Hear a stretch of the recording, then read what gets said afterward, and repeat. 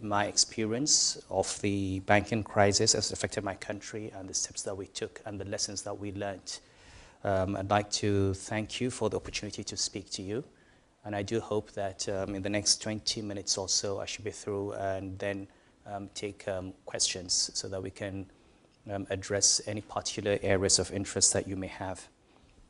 There are a few early slides which basically cover ground that's well known. I don't need to go into what happened with the global financial crisis, what went wrong, starting from the subprime mortgage crisis, poor regulation, lax supervision, the huge concentrations, the contagion, what happened to the stock market and commodity prices.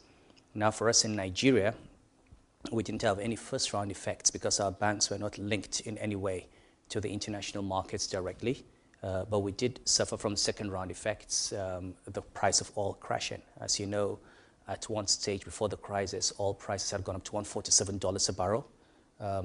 At a point during the crisis, oil prices went to below $40 a barrel. Now, oil is only 12–13% of Nigeria's GDP, but it plays a very disproportionate role as far as financial stability is concerned. It's about 98% of export earnings because of the lack of diversification, lack of focus on agricultural exports. It accounts for about 80% directly or indirectly of government revenues. And because of the rate at which government spending is a major part of money supply, it drives the stock market. So what happens is you've got very high correlation, like all other oil-producing countries, between asset prices and the price of commodities. When oil price goes up, reserves go up, you get an inflow because of strong currencies, stock markets go up. When oil price crashes, stock markets crash. So between 2004 to 2008, with banking system consolidation and banks having much bigger balance sheets, we had banks that had huge exposures to the capital market and also huge exposures to oil marketing. Unfortunately, Nigeria is a country that's an oil-producing country, yet our biggest import from the UK is petroleum products. So you had banks that had huge exposures to oil marketers and to the capital market, and the crash in oil price followed by a crash in the stock market meant that the balance sheets were wiped out. Now, basically, the crisis in Nigeria was a result of 8 related factors. There was a macroeconomic instability caused by large uncertain capital inflows with high oil prices. There were major failures in corporate governance in banks, which we'll talk about. A lack of investor and consumer sophistication, inadequate disclosure and transparency about financial position of banks. Up to the eve of the crisis, every bank claimed not to have what they call toxic assets, which became a word that, well, literally it was true. They didn't have any toxic assets. They didn't have any subprime loans, but they had bad loans. But they didn't have toxic assets. And nobody ever asked, well, okay, you don't have toxic, but do you have non-performing loans? You know, so there was that. Critical gaps in regulation and the framework, the whole idea of universal banking and not looking very closely at what subsidiaries are doing with money, and even supervision and enforcement, internal weaknesses within the central bank, and certain weaknesses in the business environment. Now, in 2009, when I became governor, we had this situation where a significant number of banks were on the verge of collapse. And we sent in examiners, and we discovered that 8 major banks in the country were in a grave situation. And these 8 banks accounted for 30% of total deposit liabilities, 40% of total assets. So clearly, if it had gone under, the entire system would have gone. And the first thing we had to do was obviously take a decision. Do we disclose to the market the full extent of this crisis and risk everybody running away from the banks? Or do we continue with the old policy of pretending that the system was fine and safe? We took the decision that if we didn't disclose, the banks would collapse anyway. And therefore, it was better to come out clean and say this is the extent of the problem, and also say what we're doing to fix it. And it was a difficult decision, which is why I can understand the Europeans, even though I do think they're right, but I can understand the difficulty they're having with basically coming out to say this is how bad the situation is. So every day we come up with one new problem after the other, and there's a sense that there's a much, much bigger problem that's not been disclosed. And this is what happened in Japan for several decades. So having looked at Japan, having looked at the experiences of, say, Malaysia, how they responded compared to how Japan responded, we decided that would go the Malaysian way. We basically looked at the banks, assessed the damage, and came out and said, listen, you've got these 8 banks and they're in a bad situation. Now, obviously, for us, we're not going to see that a bank was in bad situation and then just put in capital. We removed the entire management of those banks and put in new management, and then injected money in what we called keeping banks on life support before we took them to a safe harbor. Now, the replacement of the CEOs and executive management clearly opened the door to seeing things that had not been seen by the regulator before. Among what we saw, for example, was that a significant part of the loans that were ostensibly given to third parties were actually given to SPVs owned by the CEOs. Some of those loans were literally just shipped out of the country. We had a CEO that we put in jail, and we recovered 200 pieces of real estate in Dubai, plus some property in Johannesburg, plus some property on the Potomac.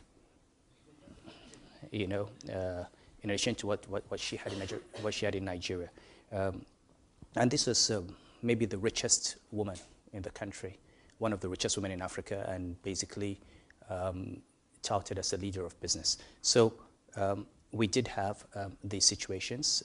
We took some difficult decisions. For example, we asked every CEO that had spent 10 years as CEO to leave, irrespective of whether the bank had problems or not. Tony Edumelu, who was CEO of UBA didn't have a problem, but he'd been there for over 10 years, and we asked him to go. As same thing with Jim Ovia. We also asked non-executive directors who spent 12 years to go. Now, the reason we did this was we discovered a very strong correlation between CEOs staying for a very, very long time and very weak governance. Many of the people in top management had joined the bank as very junior officers. And they usually had this high level of turnover at the levels just below the CEOs. In one case, we had an executive director who used to be a special assistant to the MD, and he had risen to be an ED. So when the MD says jump, he says how high? You know, and so we felt 10 years was enough, and therefore in Nigeria today, you can't serve as a CEO of a bank for more than 10 years at a stretch. For the non-executive directors, the same situation. After 12 years, they begin to get very comfortable. They borrow from the banks at sometimes not at arm's length, concessionary terms on collateral, concessionary terms on interest rates. They get to do some consultancy work for the bank. They get compromised and they lose their independence. So after 12 years, they leave the board. The first lesson, I think, for us was that pretending that something is a problem does not make it go away. And maybe one day Europe will stop pretending and basically just say this is a problem. The problem is that to fix the banks in Italy and Spain will cost about 2/3 of the total tax revenues of the government of the Republic of Germany.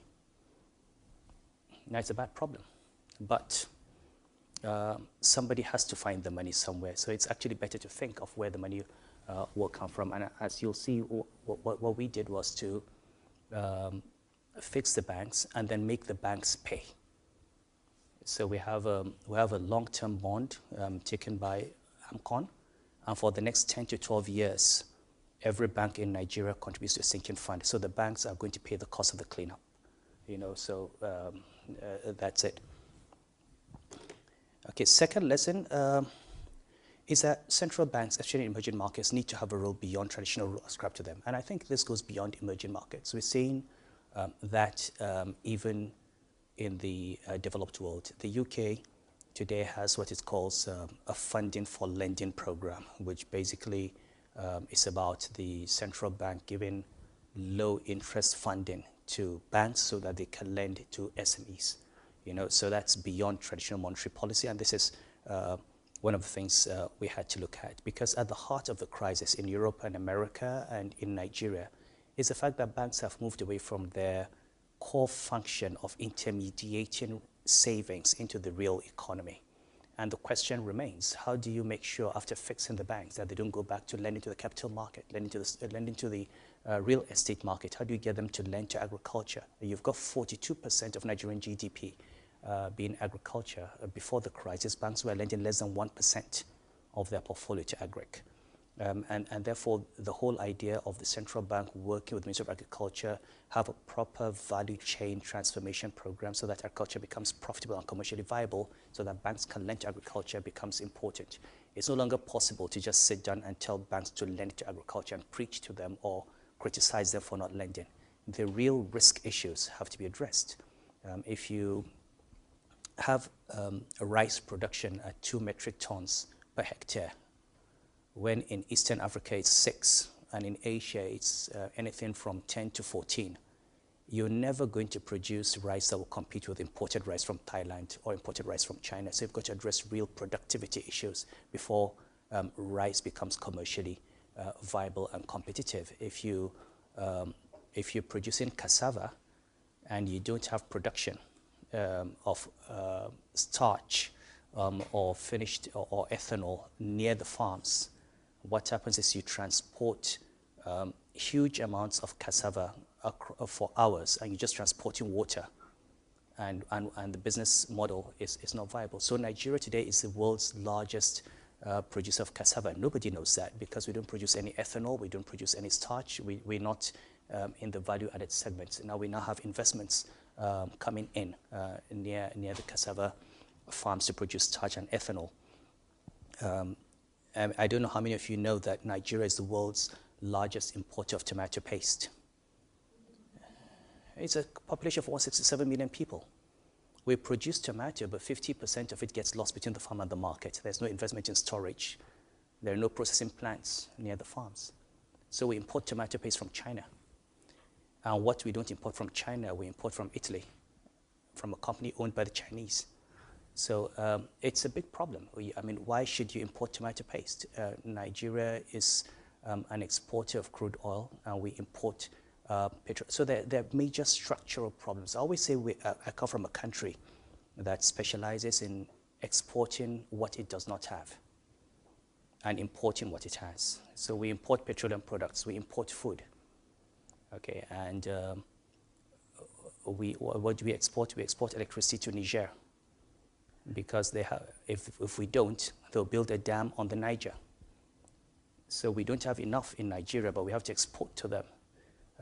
We even had a military government that exported democracy. True. The elections in Liberia were conducted by the Nigerian military administration of Abacha. So that's how good we are. So the real challenge is, how do you start exporting what you have and stop importing what you have? So we didn't just have to bail out banks. We had to reorganize the bankers committee and say, how do we build on the ashes of this crisis a new banking system that actually intermediates into the real economy? And we had interventions in the power sector. We tried to keep the airlines afloat. And we had what was a precedent of this funding for lending. We lent banks money at 1% on the condition that they would refinance their loans to SMEs for about 10 to 15 years at no more than 7%. And it worked. And I think we do have some numbers at the end of this presentation on the number of jobs we created and the factories we kept afloat. Now, there are implications, obviously, for central bank independence when you get into this, because you get into an area where you've got to criticize government policy, where you have to make public comments about the fiscal position, where you have to talk about agricultural policy, and then government feels it has the right to begin to encroach on your independence. So in a sense, when I write my memoirs, I think one of the negatives of the last 4 years is that the autonomy of the central bank has, on several occasions, been under threat and we've had to fight tooth and nail to stop amendments to the act. Okay, and sometimes government can claim deliberate provocation from the central bank. Second is that we need to be a source of innovative solutions, and Asset Management Corporation of Nigeria is a good example. What we did here was to look at the Malaysian response to the financial crisis. And there are three institutions in Malaysia that we rolled into our AMCON. One is the Dana Harta, that's the Dana Modal, and there's a corporate debt restructuring desk. One basically is a standard resolution trust company that purchases non-performing loans. And the other is an institution that recapitalizes distressed banks, and the third restructures debt. Now, what we did was to set up one institution in Nigeria that does all three. So first step was to put in liquidity support into the banks and remove the management, and then promise to recapitalize the banks, bring the capital to zero, and purchase non-performing loans on the condition that the banks agreed to a merger. So 5 of the banks were able to agree to merger terms with other institutions or accept foreign investors, as in the case of Union Bank.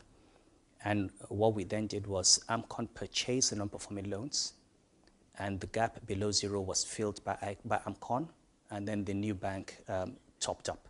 And that way, we're able to recapitalize the banks. And AMCON did this by issuing bonds that were guaranteed by the federal government. So we didn't actually print money. So you'd have like 12, 15-year bonds that will be issued, guaranteed by the federal government. We issued guidelines that allow the central bank to invest in those instruments, so they're as good as government bonds. And the banks would take that. And then when it comes to repayment of the bonds, it will be done from this sinking fund, which will be contributed to by the banks. So with that, we're able to bring down non-performing loans across the industry from about 30% to under 5%, I think about 2 or 3%. So you've got strong liquidity. Nigerian banks have capital adequacy ratio of about 17, 18% now, basically are the most capitalized banks on the continent, maybe on the globe at the moment. And that's what AMCON has been able to do.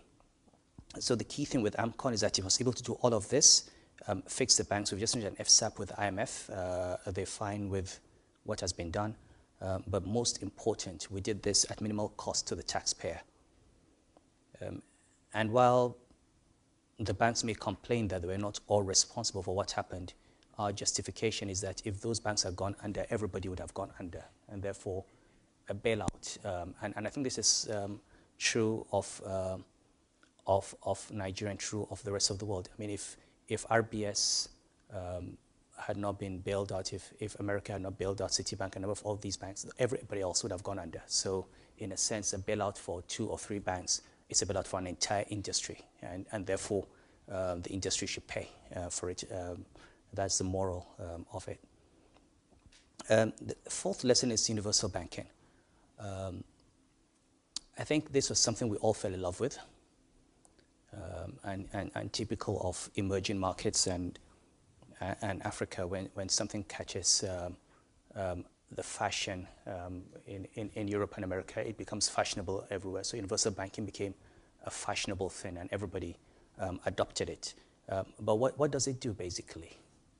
What it does is it allows institutions to take basically cheap funds from depositors who are not looking for very high returns because they put it in their money looking for safety, and then arbitrage those by taking them to high return speculative areas under one roof, and there's no transparency. So usually when you go with your money to a bank, you're not looking for very high return. You just want to make sure that whenever you want your money, it's there. But the bank is then supposed to keep that money safely and not take risks. If you want to take the risk, you go and you give a stockbroker and trade in equities, or you go and give a real estate dealer and trade in real estate. You don't go to a bank if you want to take that risk. But these funds that were placed there for safety were basically invested in high-risk areas, gambling on asset prices using subsidiaries. So we broke up the universal banking model. And we didn't just break it up. We said you can have holding companies. And it's interesting. When we gave the banks the option of setting up holdcos and set up guidelines that would make transparent movement of funds from the bank's subsidiaries, out of the 21 banks in Nigeria, only 3 opted to remain in non-banking business, which tells you that the business was never really profitable on its own. It was only profitable if it could leverage the deposit base of the commercial banks. Very few banks do have strong investment banking skills. Very few banks were really into proper investment banking. Very few banks have the ability to get investors to put in money in a PE fund or a venture capital fund. So it was always depositors' money going into those businesses. The 3 that remained, 2 of them had started off as investment banks anyway.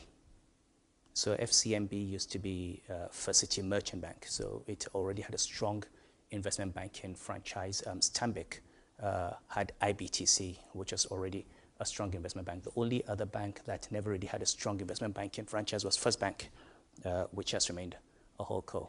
So I suppose they've got to build those capabilities. But every other bank opted to exit non-core banking business since the opportunities for making that kind of money no longer there. Now we had rules around the ring fence. We electrified it. So if First Bank, for example, were to place money with FBN Capital, which is owned by the same holdco, if that money is not secured, it's not collateralized as a loan, we'll take it straight out of First Bank's capital. So we'd assume that the money was being placed for the purpose of speculation, and it should not be depositors' funds. So that makes it extremely difficult and expensive to move money from one to the other. And the same thing with moving money to a holdco. We take it out of capital, so you can't go through your holdco and go around, because we take it as capital repatriation. Those are guidelines that obviously people have screamed about, but they're the kind of guidelines that address the actual problem, because what can be done under one roof can be done under 2 roofs. So you've got to make sure that it's not done. And if it's done with capital, not with depositors' funds, by ring fencing depositors' money. So the whole discussion on the Volcker rule and universal banking, we've gone ahead. Lesson 5, consumer protection. One of the things that shocked me in the central bank was that the central bank did not have a consumer protection department at all. We had to set it up. So a lot of the complaints that could have come from people whose money was taken to buy shares and that could have raised an alarm well in advance were not seen.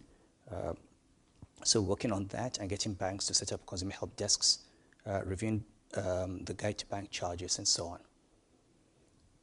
Number 6, coordination among regulatory bodies. The banks are quoted entities, and their shares are traded on the stock exchange regulated by SEC. So, and a lot of what happened in the banking industry happened through the stock market, just like here. So a lack of coordination between SEC and the central bank was a problem.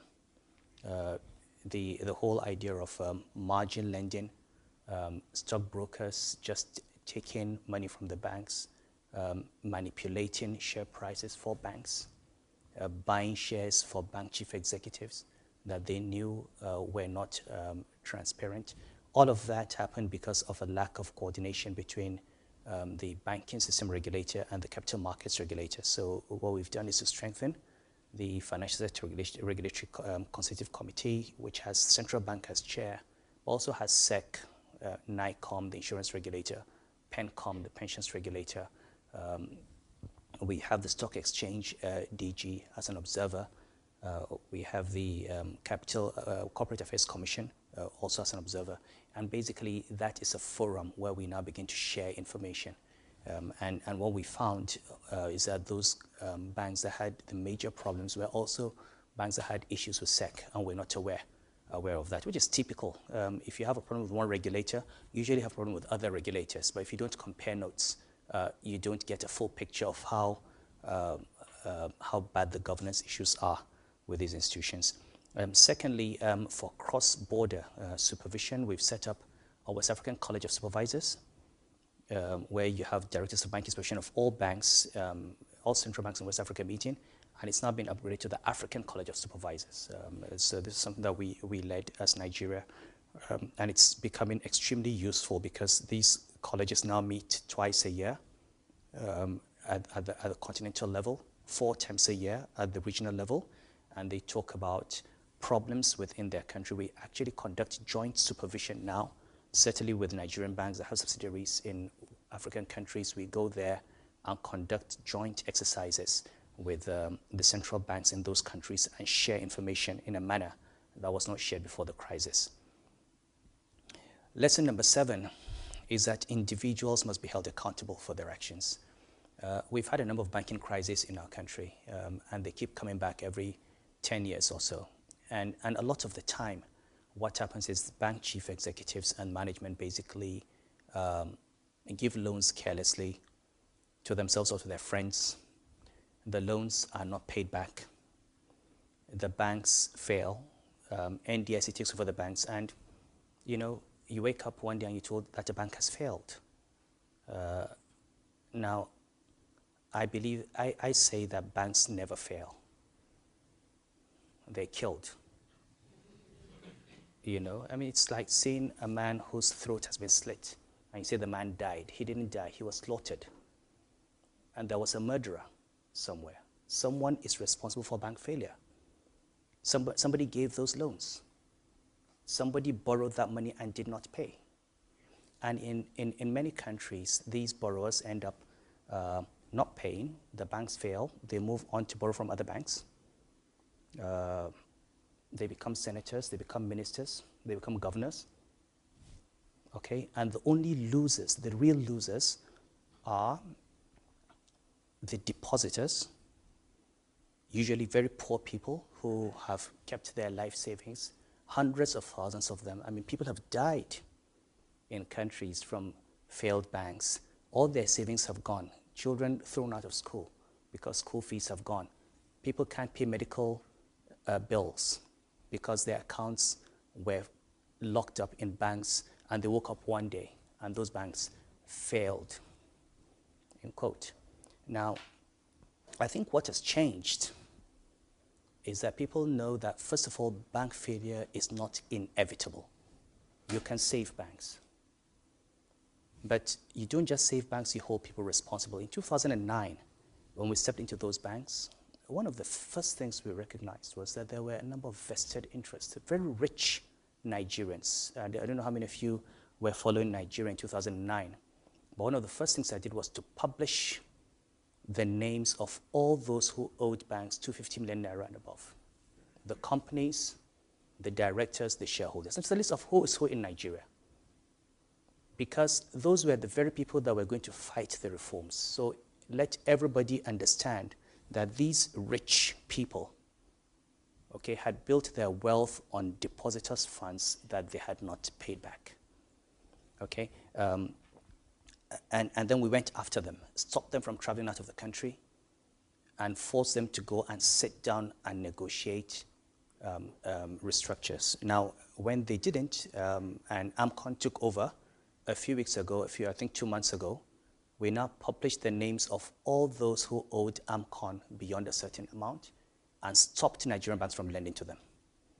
So we've got very big businessmen in Nigeria who cannot borrow again from a Nigerian bank until they pay off the bad loans that they've had. So people have to be held responsible. And the CEOs, we're trying. One has taken a jail sentence. One was about to be convicted 2 weeks before the judge passed the sentence. Coincidentally, I'm not accusing anybody of doing anything, the judge was promoted. And under our laws, having been promoted, he could not pronounce judgments. So we have to go back 3 years. Now, it was a sheer coincidence, I guarantee you. But that's the kind of thing that you deal with. The date was November 16th for final hearing, promotion November 2nd. 3 years of trial gone, We had already gotten a conviction in the UK, by the way, in a civil case against the MD. And the particulars were the same on the criminal charge in Nigeria. So that was 14 years in jail he was looking at. But these are the kinds of issues you deal with when you're in this situation. Those who have a lot of financial capital then buy political capital. And they get protection from areas where you least expect. So you've got to deal, again, with those issues. Difficult decisions like criminal prosecutions, like limiting tenures for CEOs. Some of the CEOs whose banks were not under found it very difficult to take, but there were decisions that had to be taken. I think now everybody accepts. But beyond that, even for those who haven't served 10 years, the central bank today only approves CEO appointments for 3 years. So after 3 years, the CEO has to apply again. And then we'll look at bank examination reports, look at auditors' letters, we'll look at your compliance with governance issues and decide to either withhold or extend our consent. And the same thing with board members. They have 12 years max, but we approve for 2 years. So every 2 years, non-execs have to come back for renewal. Now, what do we look at for non-execs? Do you borrow a lot from the bank? Do you do contracts? Do you do consultancy for the bank? It's not illegal, but too much of that basically will be grounds for thinking you could be compromised. I would simply say we don't approve.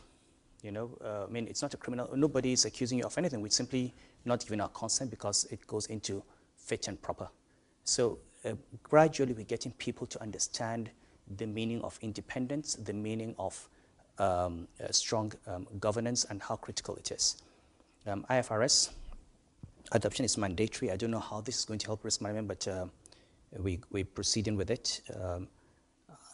And we're looking at all the issues about it. Now, what are my personal lessons? I have hinted at the challenges in reform. Usually, every time you choose to reform a system, you've got to ask yourself who is benefiting from the current scheme of things. So if you want to save a bank, I mean, for many of our businesses and for many of our bankers, letting the bank fail is the easiest option because the records are gone. The CEOs go, I mean, this CEO would have just gone, if Oceanic Bank had failed, the CEO of Oceanic would have gone away with 200 pieces of real estate in Dubai, property in South Africa. I mean, she had set up a flying club in Johannesburg. Membership, minimum requirement, you own a private jet. So when we got into the bank, they bought 2 private jets and paid deposits for 2 more. And this is all with depositors' money.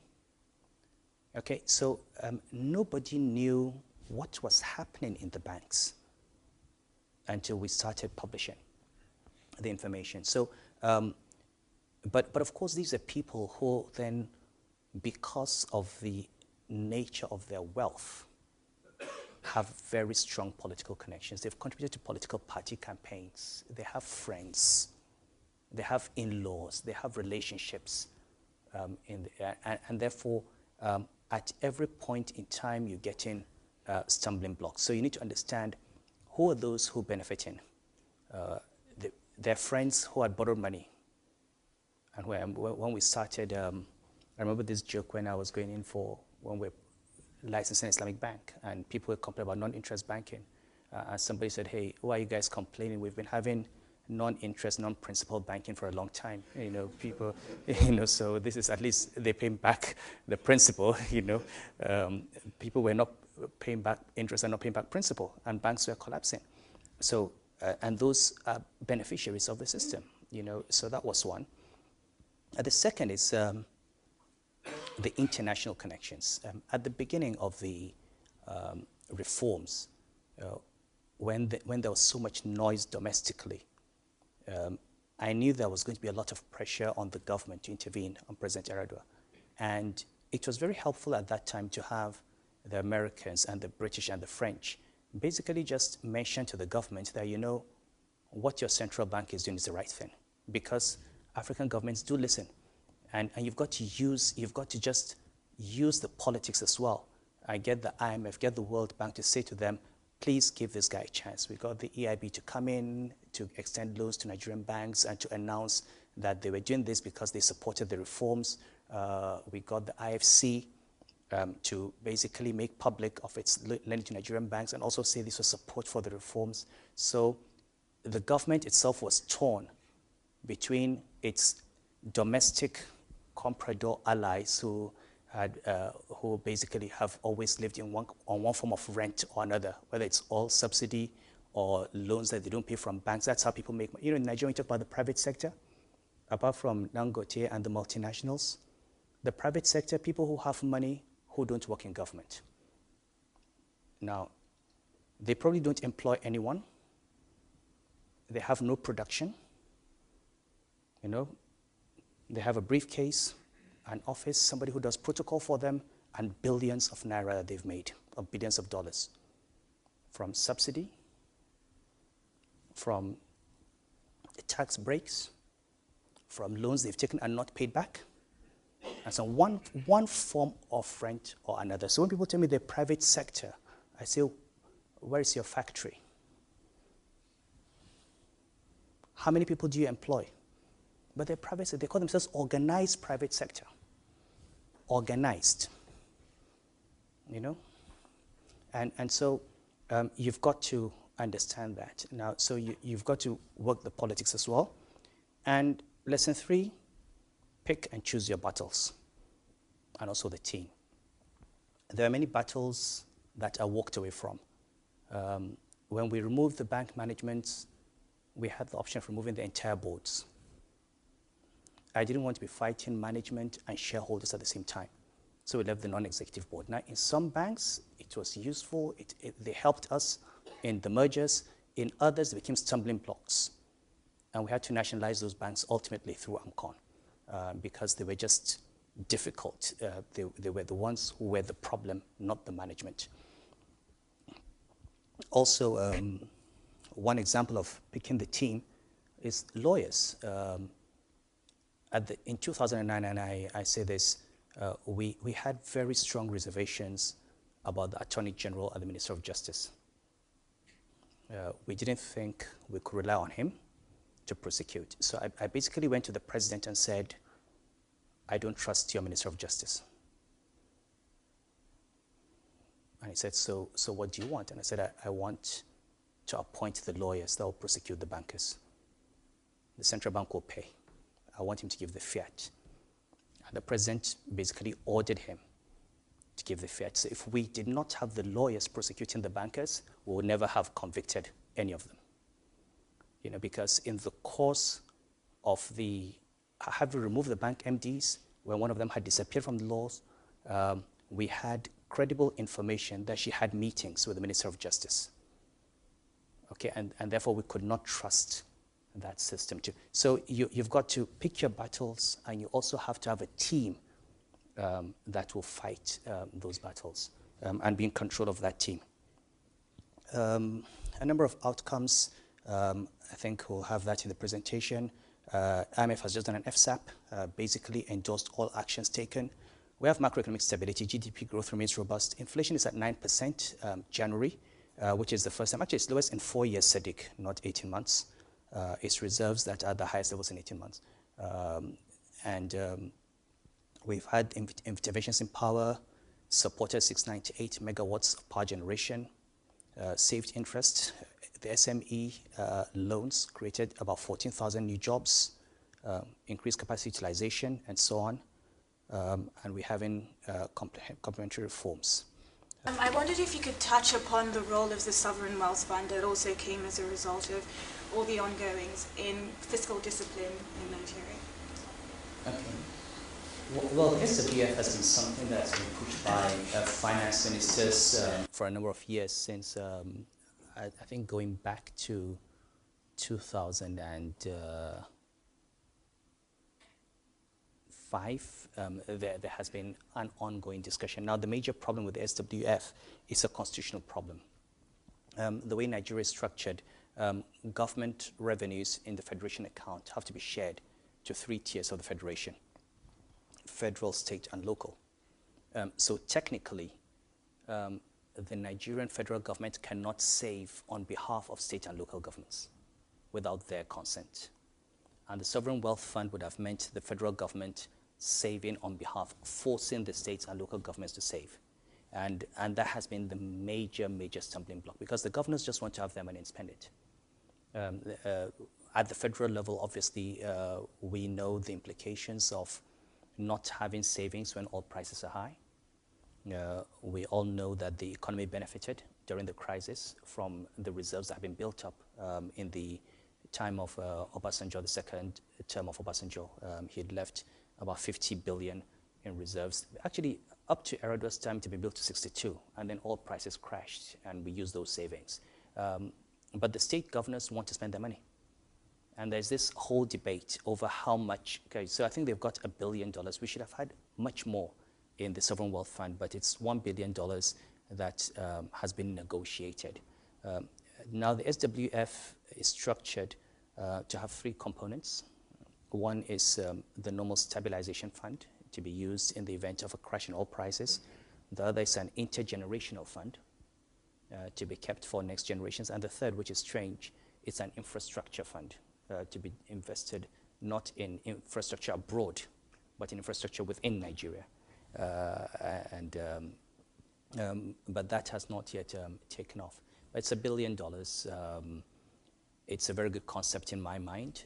It stands on shaky legal foundations, given the Constitution, unless we can get that law somehow entrenched in the Constitution, it can be challenged, which is why the government is always looking for a political solution.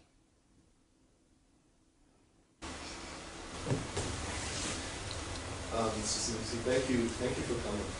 I have tremendous admiration and respect for your courage, especially in taking decisions in ambiguous regulatory environments.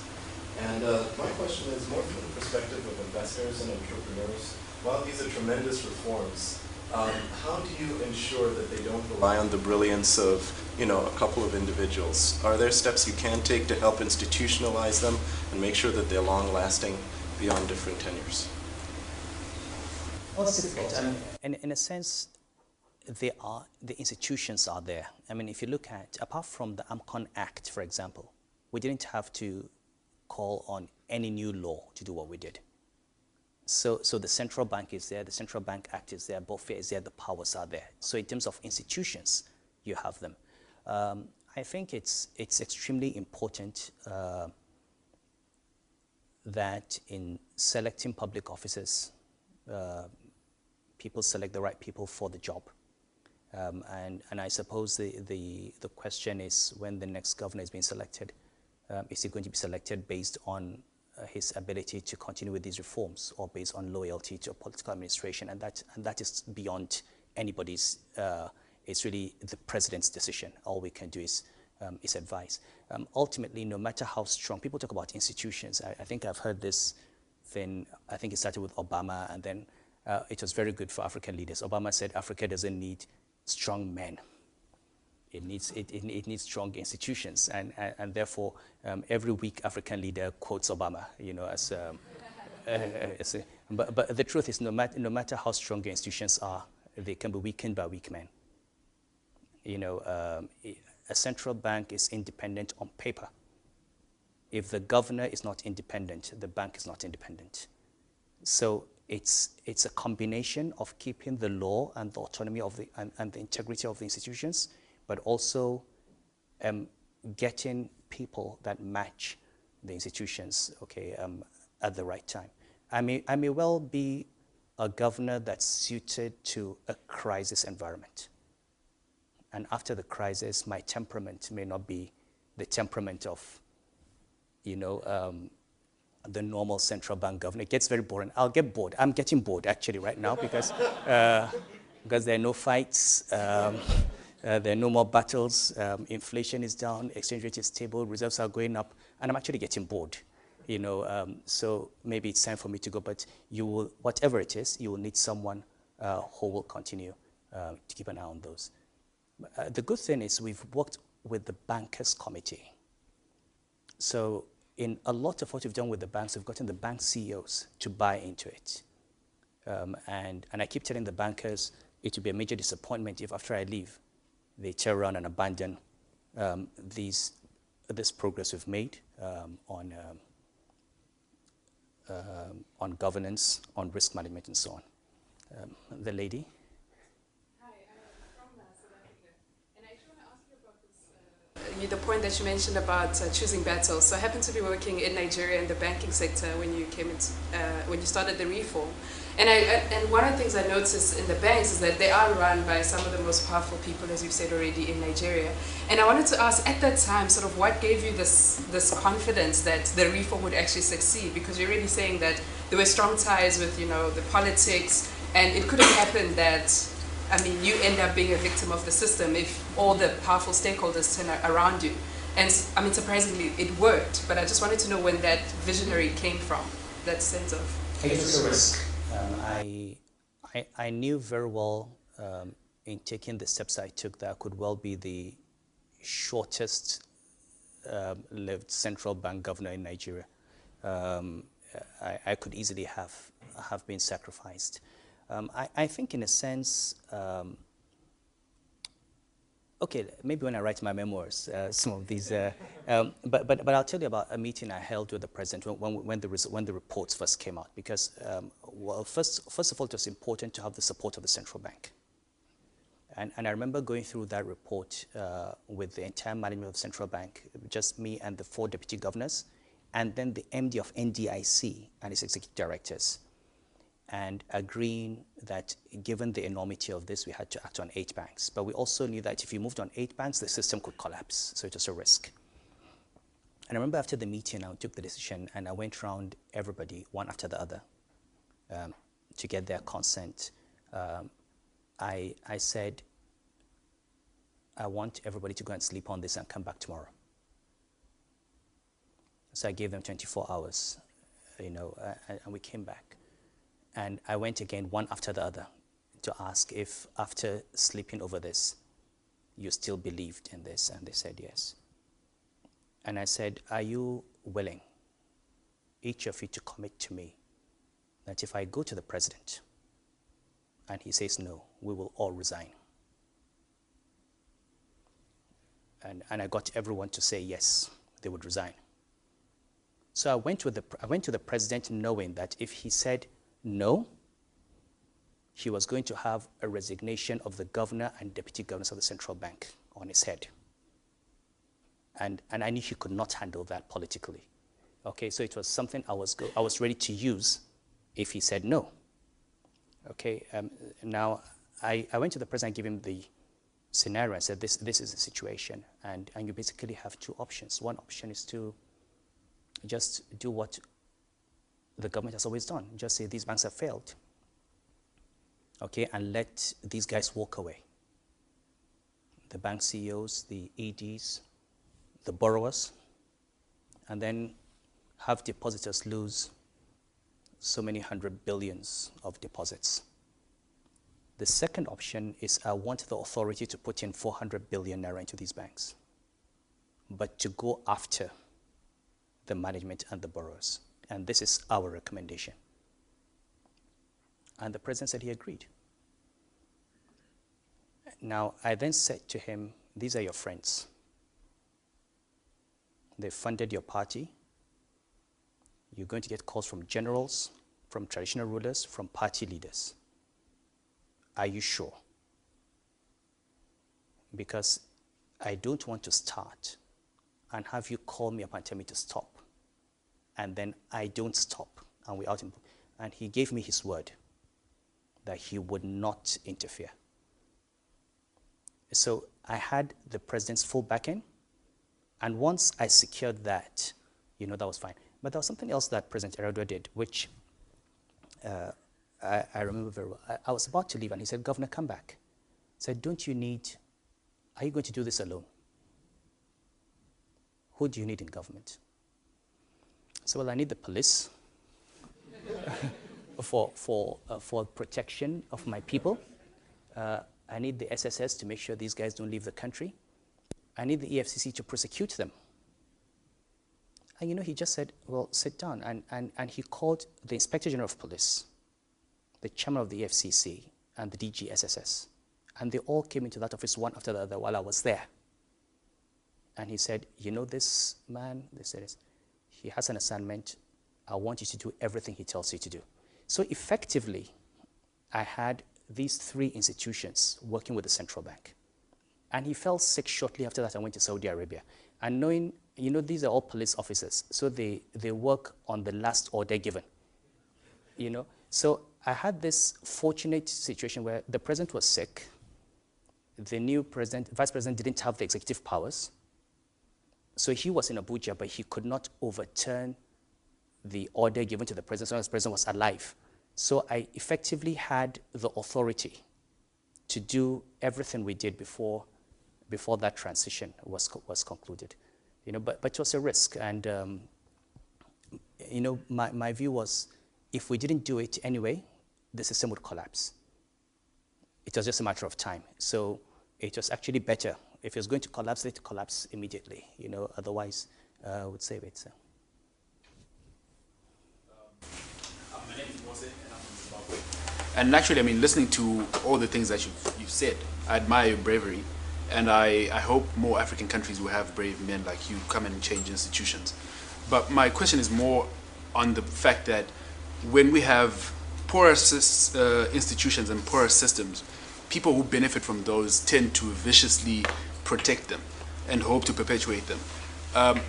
Your changes that you made, were you ever faced with any situations where your life was in danger? And where you had personal threats on you, and how did you deal with those? And what's your source of conviction? And to be honest, I did not consider any threats to be credible. You know, the first thing you've got to, when you're in a society like mine and you've got people who live on rent, many people who live on rent, okay, they basically are not smart people. Okay, they don't know how to make money using brains. That's why they can only steal. Okay, now they've got two tools only, and if you remember that, you're fine. They try to bribe you, or they try to frighten you. So if you're not afraid of them, and if you don't want their money, you can deal with them. They've got no other tool, nothing. And if you just remember that all the time, you can succeed in reform. They will do everything to compromise you. If you say no, then they will try to frighten you. Your threats, you know. I mean, I heard things like, well, you know, this guy will be out of his job in 2 weeks, you know, or you're going to be sacked. And every time I'm threatened with a sack, I've offered my resignation. So, you know, you don't need to sack me. Just tell me to go. I can give it to you. You know, and they don't even have the courage to accept a resignation. Okay? It's all, they can't do anything. I said it. I mean, I suppose, yes, when I leave office, they'll try to hound you. They put you into exile. I mean, we've seen it with Ibori and Erufai and Nuhuru, but it happens, okay? They could get into political power. They could try to hound you out of the country, but that is to be expected. You don't expect to offend people like that and not get a reaction, okay? But what I think what we have done is we have damaged them in a manner that they've not been damaged before. I mean, it takes a lot of guts for anyone who has stolen money and bought 200 pieces of real estate to claim to be a victim.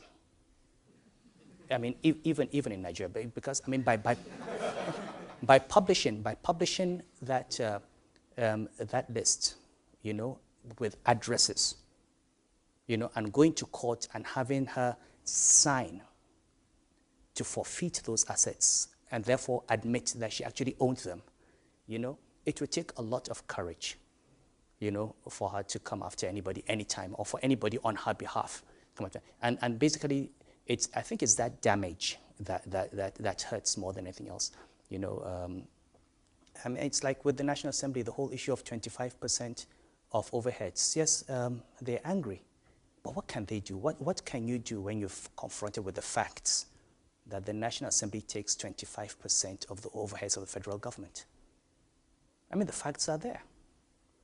You know, so people are not happy, you know, and they're angry and they wish they could do something, but they're only able to do that when they stand on some moral ground, you know. And I think the key is, look, what I said was that these guys are going to come after me. I told them at the beginning, it was very clear. Okay, so you've got to break their legs. Just make sure you break their legs so that they can crawl. I mean, I know they can. Well, with Pistorius, we've seen that they can still do some damage. But until they get those limbs, okay, they're going to remain on the ground. One last question. Can I just take the, let me just take those, the hands that are up together. Yes, please. Yeah, so I'm going to have two questions, sorry, very small one. The first one is related to what the gentleman has said regarding the business-friendly environment that Nigeria lacks, basically. We know that the interest rate has reached, loans has reached a peak of 27% in April, and the average now is around 20, I'm assuming. So how can we expect investors to come in and do business and open their new businesses in Nigeria with such a rate? The second question is, as we all know, and as you made it clear, corruption is a major problem in Nigeria, and you're good at fighting it, apparently, and you're getting bored. Do you have any political aspirations or political plan or to fight corruption on a political level? Okay. All right. Can I take the last one and then I'll take everything together? So I wanted to know, earlier you said in the side conversation that basically we take integrating the economies of West Africa first, so having a lot of cross production and consumption for central banks to be consolidated on like a West African level. What can you do, or what can the central bank do at your level to stimulate production and consumption across borders? Okay. Well, on the first question on interest rates, unfortunately, interest rates are a residual, as you know. My job is to provide stability. And if you go back in particular to 2010, 2011, when we had elections, we had a very high level of government spending of an uncontrolled nature. I mean, the central bank kept complaining. Now, unfortunately, if you're an economy like ours and you have a lot of government spending, what happens is you get pressure on the exchange rate, pressure on reserves, and if you're an import-dependent economy, as the exchange rates weaken, you have inflation. So in terms of my core mandate as central bank, a fiscal exuberance makes my job difficult. Now, the only way I can have stable exchange rates, a stable inflation rate, and protect reserves is to have high interest rates. And this is what I keep explaining to the government. I mean, the government wants to spend money and it wants to have low interest rates. You know, again, my memo was, I have a number of interesting conversations with my bosses. I remember sitting with the president and he was saying, well, you know, interest rates are too high. And I said, well, Your Excellency, where would you like the Naira to be? 180, 200, 250? I said, because you can't have a stable Naira, you know, and low interest rates at this time. You just tell me you want a devaluation by 25, 30%, I'll devalue the Naira and give you low rates of interest, you know, because people go to him and complain about interest rates. They don't tell him what are the implications of lowering interest rates, you know. And for me, that, you see, this is a country, remember, where we had a sick president, then a dead president, then a difficult transition, electoral violence. We came out of the Niger Delta, we now have Boko Haram with bombs exploding. If we have instability in exchange rates and reserves and inflation, the economy is gone. The only thing that's keeping that economy alive is the stability that we've been able to give. And it's something that we cannot take for granted. Now, will interest rates come down? I think they will. Unfortunately, and this is very sad, 2014 is elections. But the kind of work Ngozi has done since she came in, has helped us, basically rein in inflation. So yes, we haven't reduced rates, but we haven't also increased them in 8 MPC meetings. And in January, inflation was 9%. It will be single digits till at least the first half of the year before it starts coming up again due to cyclical factors. Now, that gives us room for easing. Would we ease? I don't know. I mean, my personal view is we shouldn't, but I'm only one vote on MPC. I don't see any reason why we should ease ahead of an election year. Because we'd ease, and by January, February, when governments start spending money, we have to start rolling back the progress we've made. So if you get inflation to 8, 7%, and the spend money goes to 9, 10, we're fine.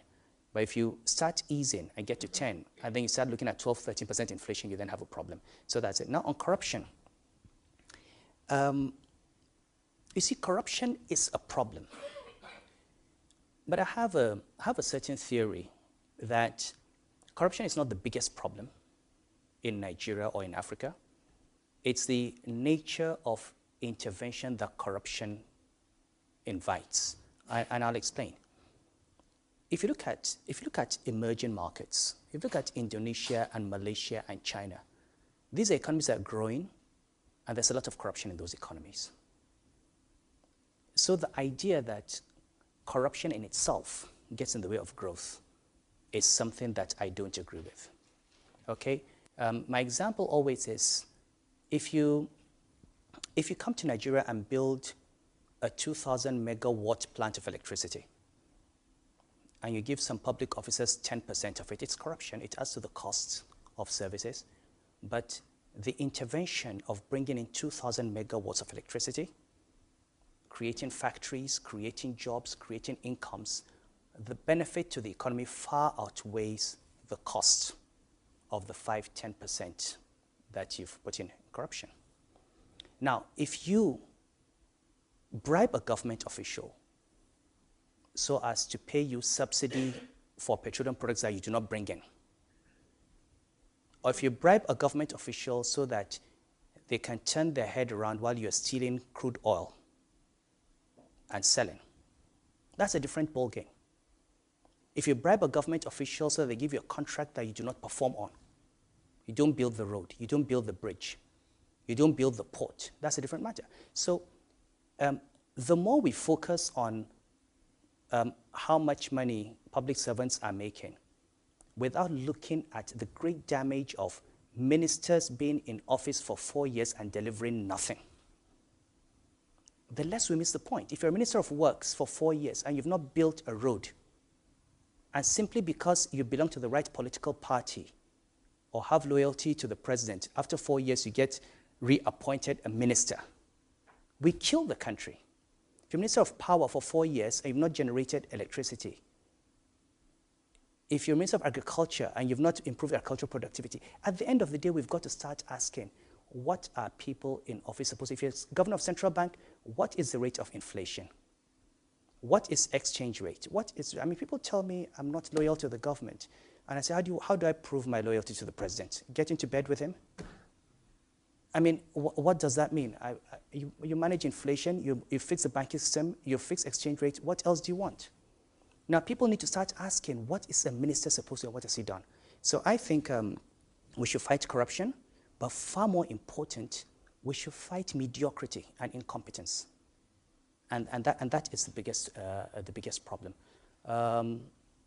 On integration, well, first of all, I'm just, politics, huh? No, I have no desire, and I keep repeating that because it gets me into a lot of trouble, because people think I do applications. I have no desire to get into partisan politics, certainly, and any desire I may have had, or any thoughts I may have had, I think have evaporated after 3 years in Abuja. I don't think I can survive in that environment.